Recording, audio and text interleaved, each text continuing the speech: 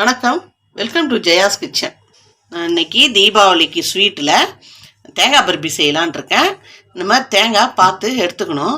இந்த தேங்காய் உடச்சிட்டு எப்படி இருக்குதுன்னு பார்க்கலாம். என்னென்னா இலசாவும் இருக்கக்கூடாது, முத்தலாகவும் இருக்கக்கூடாது. அது இந்த தேங்காய் உடச்சி பார்த்தா தான் தெரியும் எப்படி இருக்குதுன்னு பார்ப்போம். வாங்க வீடியோக்குள்ளே போகலாம். தேங்காய் இந்த மாதிரி தாங்க இருக்கணும். இது ரொம்ப முத்தலும் இல்லை, இலசும் இல்லை. நம்ம சாப்பிட்டு பார்த்தாலே தெரியும். முத்தலை இருந்தால் ரொம்ப இதுவாக இருக்கும். அது பால் எடுக்க தான் நல்லாயிருக்கும். ஆனால் தேங்காய் பர்பிக்கு இது நல்லா இருக்காது. இந்த மாதிரி தான் இருக்கணும். நான் ஏற்கனவே 2 தேங்காய் உடச்சது, செம முத்தல் இது. அதனால் இதை 2த்தையுமே வச்சுட்டேன். எடுத்து வச்சிடலாம். இதை வேறு எதுக்காக யூஸ் பண்ணிக்கலாம். இப்போ இந்த தேங்காயில் தான் நான் செய்ய போகிறேன். இந்த மாதிரி திருவிட்டேன். இது நம்ம வேறு எதுக்காக யூஸ் பண்ணிக்கலாம். இந்த மாதிரி அடி வரைக்கும் திருவாமல் இந்த மாதிரி திருவி எடுத்துங்க. அப்போ தான் அந்த கருப்பெல்லாம் வராது. இப்போ தேங்காய் 1 கப்பு அளவுக்கு வந்துருக்குது. இந்த 1 கப்பு நிறைய இருக்குது. இந்த 1 கப்பு தேங்காவுக்கு 3/4 கப்பு சர்க்கரை வேணும். நம்ம இப்போ எப்படி செய்யலான்றதை பார்க்கலாம். அடுப்பை பற்ற வச்சு பேனல் வச்சுப்போம். இதில் 1 ஸ்பூன் நெய் போட்டுக்கலாம். இப்போ தேங்காவை போட்டுக்கலாம். அதில் தேங்காய் லைட்டாக வறுத்துக்கலாம்.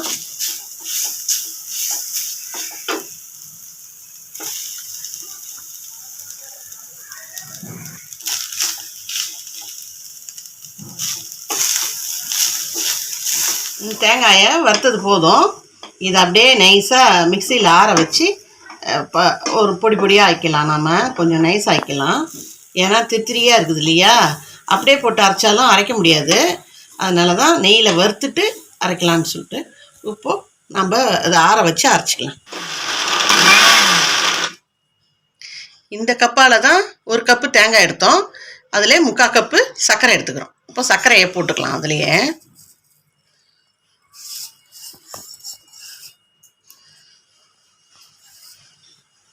அடுப்பை பற்ற வச்சுக்கலாம். கொஞ்சம் பால் ஊற்றிக்கலாம். பால் ஊற்றினா தான் இதில் லைட்டாக அழுக்கு வரும். அந்த அழுக்கெல்லாம் மேலே வந்துடும் பால் ஊற்றி செய்தோம்னா. கரையிற வரைக்கும் அப்படியே கிண்டிக்கினே இருக்கணும். இது பாகு பதெல்லாம் தேவையில்லை, கரையணும், அவ்வளோதான். அப்படியே நல்லா கரைஞ்சிடுது. இப்போ அப்படியே பொங்கி வருது இல்லையா. இப்போ அடுப்பை சிம்மில் வச்சுருந்தோம்னா இது அப்படியே அடங்கும்.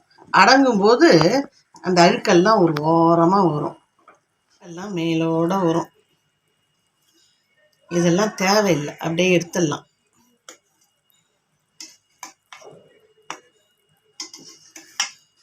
இதை கீழே ஊற்றிடலாம், அவ்வளோதான், தேவையில்லை. இப்போது இந்த தேங்காயை போட்டுடலாம்.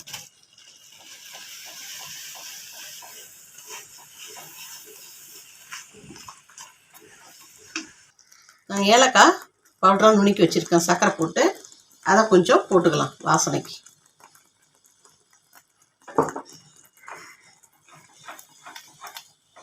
இப்போ 1 ஸ்பூன் நெய் போட்டுக்கலாம். நெய் ஆப்ஷனல் தான். நெய் போட்டால் நல்லாயிருக்கும், ரொம்ப சுவையாக இருக்கும். அதனால் 1 ஸ்பூன் போடுறேன். நான் முந்திரி பாதாம் நான் போடுறேன். உங்களுக்கு பிடிச்சிருந்தா போடுங்க. அதனால் இது ஆப்ஷனல் தான், இது போடணும்னு அவசியம் கிடையாது.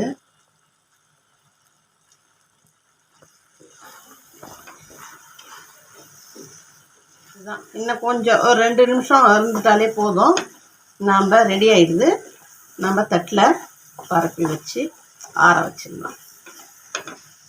தட்டில் நெய் வச்சு தடவி வச்சுருக்கேன். இந்த பிளேட்டில் நம்ம ஊற்றிக்கலாம்.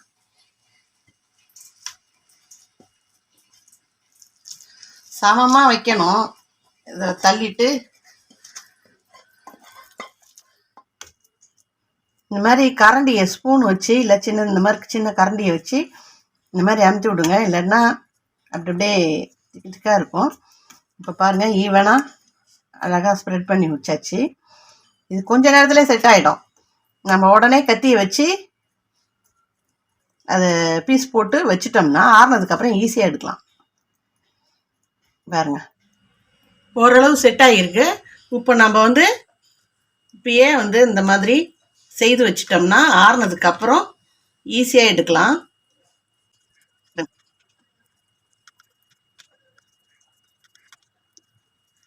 இப்பயே இந்த மாதிரி போட்டு வச்சிட்டோம்னா செட் ஆனதுக்கப்புறம் நம்ம ஈஸியாக எடுக்கலாம். 1 hour அப்படியே வச்சுருந்தோம். இப்போ நல்லா ஆறி போச்சு. இப்போ நம்ம பார்க்கலாம். நல்லா செட் ஆகிட்டுருக்கு. கீறதுக்கே பார்த்தீங்களா கஷ்டமாக இருக்குது. முன்னாடியே கீறி வச்சிருக்கிறதுக்கே இந்த மாதிரி இருக்குது பாருங்க.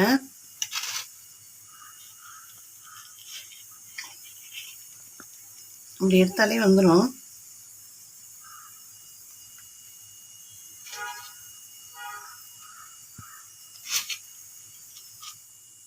தேங்காய் பர்பி ரெடி ஆகிடுது. பாருங்கள் எவ்வளோ அழகாக வந்திருக்குன்ட்டு. பாருங்கள் இப்போ புட்டு காட்டுறேன். சாஃப்டாகவும் இருக்குது.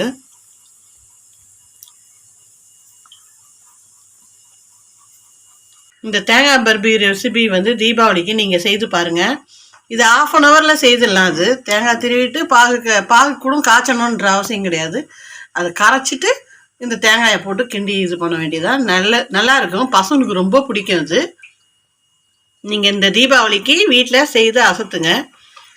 இந்த ரெசிபி உங்களுக்கு பிடிச்சிருந்தா லைக் பண்ணுங்கள், ஷேர் பண்ணுங்கள். ஜெயாஸ் கிச்சனை சப்ஸ்கிரைப் பண்ணுங்கள். சப்ஸ்கிரைப் பண்ணாதவங்க சப்ஸ்கிரைப் பண்ணிவிட்டு பக்கத்தில் இருக்கிற பெல் பட்டனை கிளிக் பண்ணுங்கள். அப்போ தான் நான் போடுற வீடியோ உங்களுக்கு நோட்டிஃபிகேஷனில் வரும். நெக்ஸ்ட் வீடியோவில் பார்க்கலாம். அடுத்த ரெசிபி என்னான்ட்டு பார்க்கலாம். பாய்.